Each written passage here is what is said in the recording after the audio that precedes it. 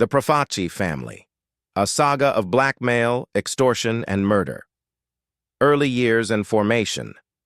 The Profaci crime family, one of the original 5 families of the New York Mafia, has a history steeped in blackmail, extortion, and murder. Founded in the 1920s by Joseph Profaci, an Italian immigrant from Villabate, Sicily, the family established its criminal empire in Brooklyn, New York. Joseph Profaci, known for his shrewd business acumen and ruthless enforcement tactics, laid the groundwork for what would become one of the most influential and feared mafia families in America. Rise to power. Joseph Profaci immigrated to the United States in 1921 and quickly realized the potential for wealth in the burgeoning illicit industries of Prohibition-era America. Initially, he dabbled in legitimate business, opening a small olive oil import business. However, the allure of the more lucrative underworld proved irresistible. Profaci expanded his operations into bootlegging, using his olive oil business as a front for smuggling alcohol. Profaci's rise to power was marked by his strategic alliances with other mafia leaders, particularly in Brooklyn. By aligning himself with influential figures such as Salvatore Maranzano and Joe Masseria, he secured his position within the mafia hierarchy.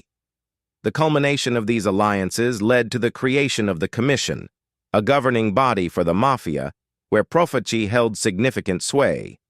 The Profaci Empire. Under Joseph Profaci's leadership, the Profaci family diversified its criminal activities. Blackmail and extortion became cornerstones of the family's operations. Profaci's enforcers, known for their brutality, intimidated local businesses into paying protection money. Those who resisted faced dire consequences, often ending up severely beaten or murdered. This ruthless approach ensured a steady stream of income for the family and cemented their control over Brooklyn's criminal underworld. The Profaci family's involvement in blackmail extended beyond local businesses. They infiltrated labor unions, using their influence to extort money from both employers and employees. By controlling key unions, they manipulated contracts and siphoned off union funds, amassing significant wealth.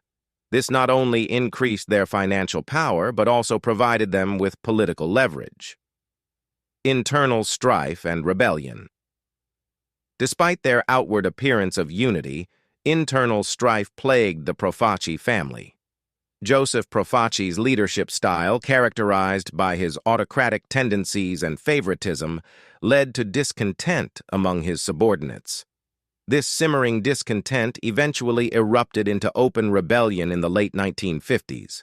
The Gallo brothers, Larry, Albert, and Crazy Joe, were at the forefront of this rebellion. The Gallos, who had grown increasingly frustrated with Profaci's leadership and his allocation of profits, decided to challenge his authority.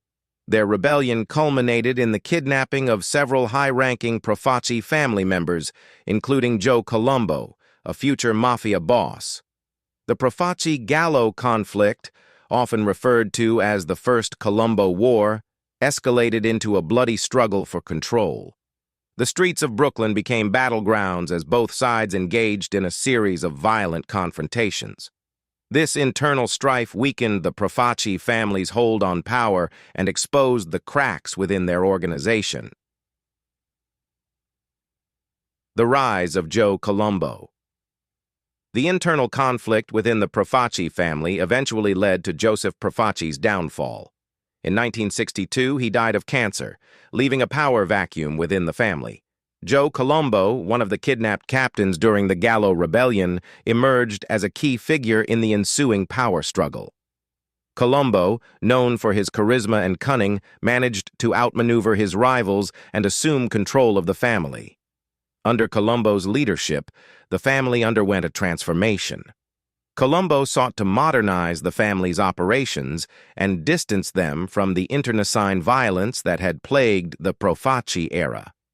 He rebranded the family as the Colombo family and focused on expanding their influence in legitimate businesses while maintaining their grip on traditional mafia rackets such as extortion and loan sharking. Colombo's public persona and activism. Joe Colombo's tenure as the boss of the family was marked by his unique approach to mafia leadership. Unlike his predecessors, Colombo sought to cultivate a public persona that portrayed him as a legitimate businessman and a community leader. He founded the Italian-American Civil Rights League in 1970, ostensibly to combat discrimination against Italian Americans.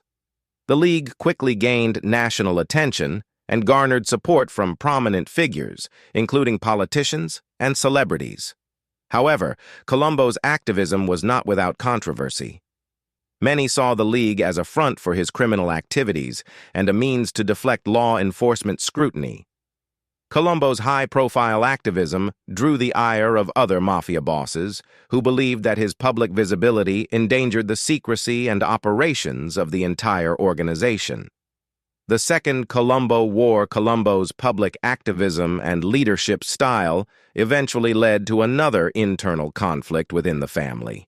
In 1971, Colombo was shot and critically injured during a rally organized by the Italian-American Civil Rights League. The assassination attempt, believed to be orchestrated by rival mafia factions, plunged the family into chaos. The power vacuum left by Colombo's incapacitation triggered the Second Colombo War. A brutal struggle for control ensued between factions loyal to Colombo and those aligned with his rivals. The streets of New York once again became battlegrounds as both sides engaged in a series of violent confrontations. This internecine conflict further weakened the family's structure and diminished their influence in the criminal underworld. The decline of the Profaci-Colombo family. The prolonged internal conflicts and increased law enforcement scrutiny took a heavy toll on the Profaci-Colombo family. By the late 1970s, the family's power had significantly waned. Key members were imprisoned, and their criminal operations were disrupted. The once feared and influential family was now a shadow of its former self. The decline of the Profaci-Colombo family was exacerbated by the rise of other mafia families, particularly the Gambino and Genovese families, who capitalized on the Colombo family's weakened state. These rival families expanded their operations and absorbed much of the territory and rackets once controlled by the Profaci-Colombo family. Legacy and impact. The legacy of the Profaci-Colombo family is a testament to the volatility and brutality of organized crime. Their history is marked by blackmail, extortion, and murder, tactics that ensured their dominance but also sowed the seeds of their eventual downfall. The family's internal strife and the repeated power struggles weakened their structure and exposed them to external threats. The Profaci-Colombo family's involvement in labor unions and their manipulation of legitimate businesses highlight the mafia's ability to infiltrate and exploit various sectors of society. Their influence extended beyond the criminal underworld, affecting politics, business, and labor movements. The story of the Profaci-Colombo family also underscores the challenges faced by law enforcement in combating organized crime.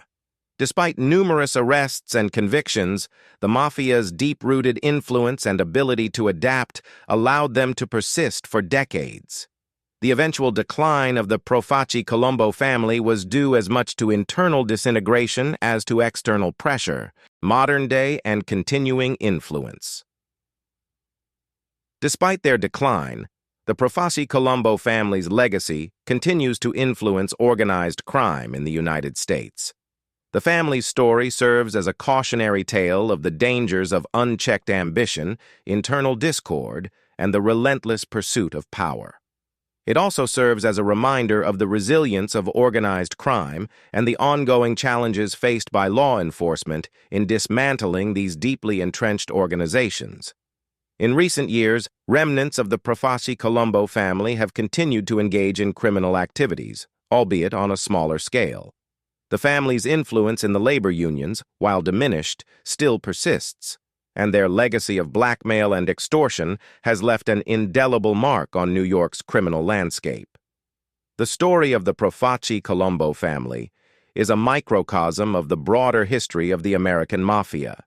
It is a tale of rise and fall, of power and betrayal, and of the enduring allure of the criminal underworld. As law enforcement continues to combat organized crime, the lessons learned from the Profaci-Colombo family's history remain as relevant as ever. Conclusion. The Profaci-Colombo family's history is a complex narrative of ambition, power, and violence. From their early years under Joseph Profaci to their transformation and eventual decline under Joe Colombo, the family left an indelible mark on the American Mafia.